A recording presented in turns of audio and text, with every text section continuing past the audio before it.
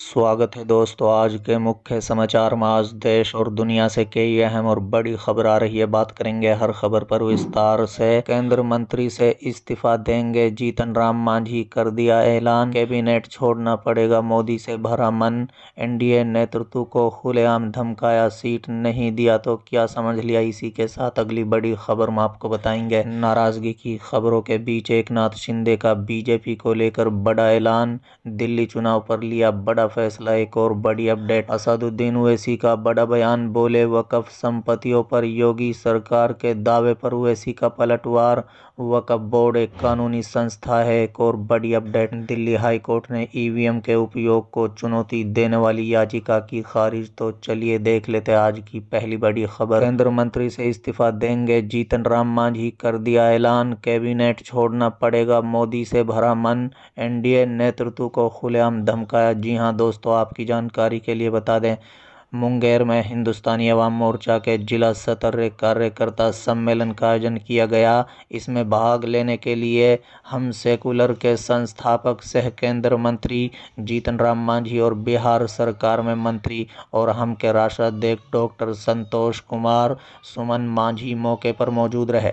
इस मौके पर सिकंदरा के विधायक प्रफुल्ल मांझी सहित पार्टी के सैकड़ों कार्यकर्ता और पदाधिकारी भी मौजूद रहे। मंत्री और अतिथियों ने दीप प्रज्वल कर सम्मेलन का उद्घाटन किया। सम्मेलन में आए हुए मंत्रियों और विधायकों, कार्यकर्ताओं ने माला और अंग वस्त्र देकर सम्मानित किया। इस मौके पर केंद्र मंत्री जीतन राम मांझी ने एक और बड़ा बयान दिया। उन्होंने साफ तौर पर कहा कि वो अपना हक एनडीए से नहीं मांगेंगे तो किससे मांगेंगे। कहा है कि वैसे वो एनडीए के साथ हैं और एनडीए के साथ मजबूती से चलना चाहते हैं, लेकिन वो अपने हक की रोटी मांग रहे हैं, तो इसमें गलत क्या है। जीतन राम मांझी ने आगामी बिहार विधानसभा चुनाव को लेकर कहा कि जनता हमें 40 सीटों में कम से कम 20 सीटों पर भी जीत दिला देती है तो हम उनके हक के आवाज़ को उठा पाएंगे। इसी बहाने उन्होंने विधानसभा चुनाव में अपनी दावेदारी भी ठोक दी है। उन्होंने कहा है कि ये दावेदारी कार्यकर्ताओं की इच्छा है, परंतु एनडीए में जो फैसला होगा वो उन्हें मान्य होगा। साथ ही उन्होंने कहा है कि यदि उनको विधानसभा चुनाव में ताकत मिलती है तो वो अपने मुख्यमंत्री शासनकाल के दौरान जितनी भी योजनाओं को शुरू किए थे उसे लागू भी करेंगे। साथ ही कहा है कि झारखंड और दिल्ली विधानसभा चुनाव में हम पार्टी को एक भी टिकट नहीं मिलने की बात पर कहा कि सीट मांगकर क्या गलत किया। वहीं अपने संबोधन में बिहार सरकार में मंत्री संतोष कुमार सुमन मांझी ने बताया कि 2025 के चुनाव में हमें एनडीए के साथ ही चुनाव लड़ेंगे और नीतीश कुमार पूर्ण मुख्यमंत्री बनेंगे। चलिए अगली खबर, असदुद्दीन ओवैसी का बड़ा बयान, वक्फ संपत्तियों पर योगी सरकार के दावे पर ओवैसी का पलटवार। वक्फ बोर्ड एक कानूनी संस्था है। जी हां दोस्तों, आपकी जानकारी के लिए बता दें, असदुद्दीन ओवैसी उत्तर प्रदेश सरकार ने हाल ही में दावा किया है कि वक्फ बोर्ड की 78% संपत्तियां सरकारी हैं और उन्हें सरकारी नियंत्रण में लिया जा रहा है। ऑल इंडिया मजलिस इत्तेहादुल मुस्लिमीन के अध्यक्ष असदुद्दीन ओवैसी ने इस दावे का कड़ा विरोध किया है। मंगलवार 21 जनवरी 2025 को वक्फ बोर्ड संशोधन कानून पर मुसलमानों की राय और सुझाव जानने के लिए लखनऊ में सहयोग सांसदीय समिति जेपीसी की बैठक हुई, जिसमें ओवैसी भी शामिल हुए। बैठक के बाद असदुद्दीन ओवैसी ने एक इंटरव्यू में कहा है कि उत्तर प्रदेश सरकार के कानून के तहत वक्फ संपत्ति बोर्ड के पास है। अब सवाल ये है कि हमें सरकार के दावे पर यकीन करना चाहिए या कानूनी प्रक्रिया पर।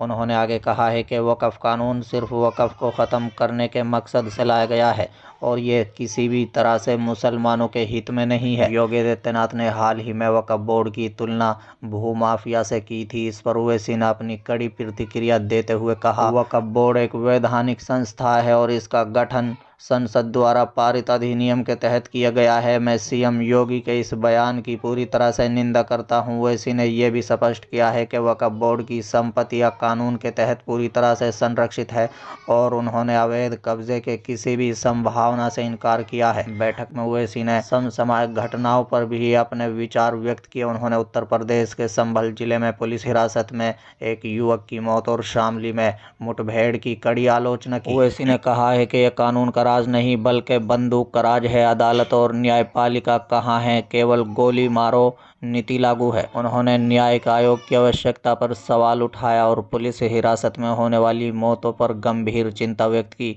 इसके अलावा ओवैसी ने उत्तराखंड में प्रस्तावित समान नागरिक संहिता यूसीसी पर भी तीखा बयान दिया। उन्होंने कहा है कि ये यूसीसी केवल मुसलमानों को परेशान करने के लिए बनाया जा रहा है और इसका उद्देश्य केवल मुसलमानों के खिलाफ है। इस प्रकार ओवैसी ने वक्फ संपत्तियों पर योगी सरकार के दावों और अन्य मुद्दों पर अपने विचार व्यक्त किए और मुसलमानों के अधिकारों की रक्षा करने की बात कही और सरकार की नीतियों की कड़ी आलोचना की। चलिए अगली खबर। दिल्ली हाई कोर्ट ने ईवीएम के उपयोग को चुनौती देने वाली याचिका की खारिज। जी हां दोस्तों, आपकी जानकारी के लिए बता दें कि दिल्ली उच्च न्यायालय ने हाल ही में इलेक्ट्रॉनिक वोटिंग मशीन के उपयोग को चुनौती देने वाली एक याचिका को खारिज कर दिया है। याचिकाकर्ता ने ये तर्क दिया था कि भारत के चुनाव आयोग के प्रत्येक निर्वाचन क्षेत्र में ईवीएम के उपयोग के लिए अलग अलग कारण प्रस्तुत करने चाहिए थे, लेकिन अदालत ने इस तर्क को अस्वीकार करते हुए याचिका खारिज कर दी। आपकी जानकारी के लिए बता दें, याचिकाकर्ता रमेश चंद्र ने अदालत में ये दावा किया था कि ईसीआई के प्रत्येक निर्वाचन क्षेत्र के लिए ये स्पष्ट करना चाहिए क्यों ईवीएम का उपयोग किया जा रहा है। उनका कहना था कि जनप्रतिनिधि अधिनियम के धारा 61 के तहत ये आवश्यक है कि प्रत्येक क्षेत्र में ईवीएम के उपयोग के स्थानीय परिस्थितियों के आधार पर आंका जाए। केंद्र ने यह भी कहा है कि चुनाव आयोग को ये बताना चाहिए कि वो प्रत्येक निर्वाचन क्षेत्र में ईवीएम के उपयोग के लिए किन कारणों के आधार पर निर्णय ले रहा है।